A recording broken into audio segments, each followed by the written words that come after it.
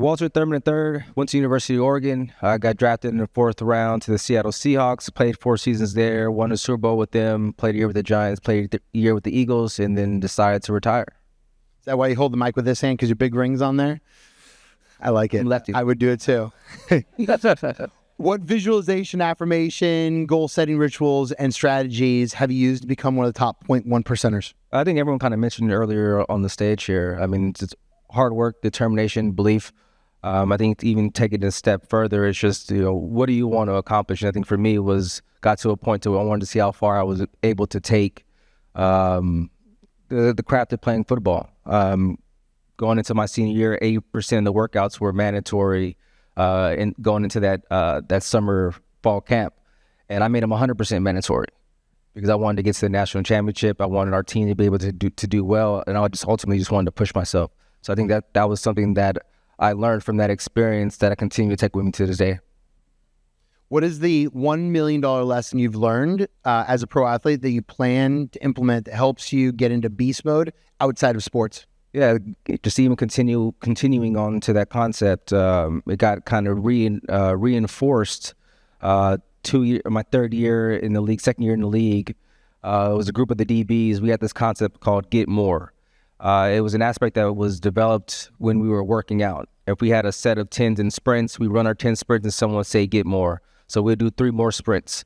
And at this point, you're fatigued, you're gassed, you think you can't go anymore, and someone says, get more, and then you do 2 more. So by the time you did 50% more of the workout than you initially went into. So it's understand that you have a limit. And it's only a mental limit, it's a mental block. How do you push beyond that? And how do you continue to push beyond that? Because once you did the 15, well, now tomorrow's workout is going to be 15 to 20.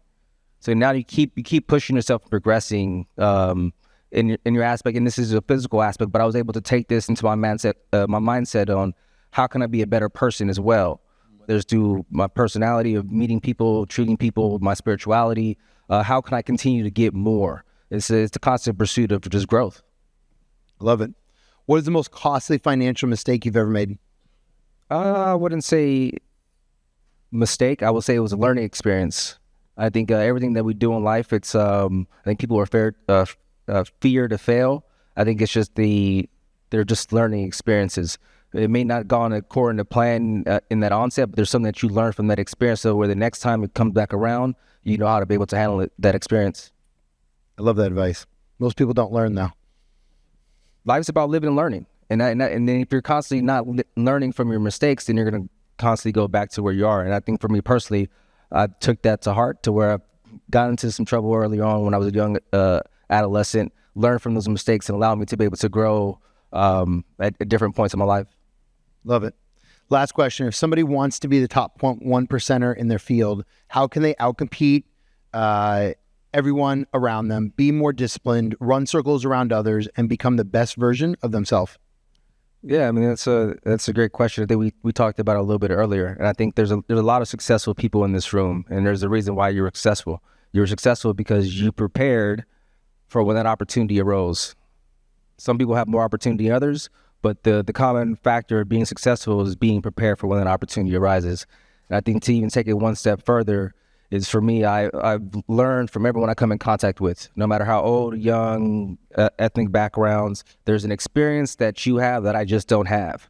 So if I'm looking to maximize myself as an individual, what can I learn from you? And then vice versa. And I think to create better, more success and to be able to get it even deeper into that 1% for you guys in the audience, just listen. It's simple as that, because everyone's coming from a different perspective, a different way of life. Even could be in the same industry, but they could be doing something different than the way that you're doing it. And now you're able to learn from that individual. You have 40 seconds left. Can you say something about what you're doing with your nonprofit and how you're impacting kids around America? Yeah, it's United Champions for Change. We're providing educational and athletic resources for youth. For me, football was something I did. It's not who I am. I grew up building computers. I've been in entertainment. I have half a dozen patents in technology and software hardware. And so for me, it's giving this personal experience to these young individuals on you can have more than one passion. I think everyone in here has one and more passion. I think your industry that you're in is probably not what you're passionate about. And so how do you find and monetize that passion that you have? Awesome. You guys, can you give them a round of applause?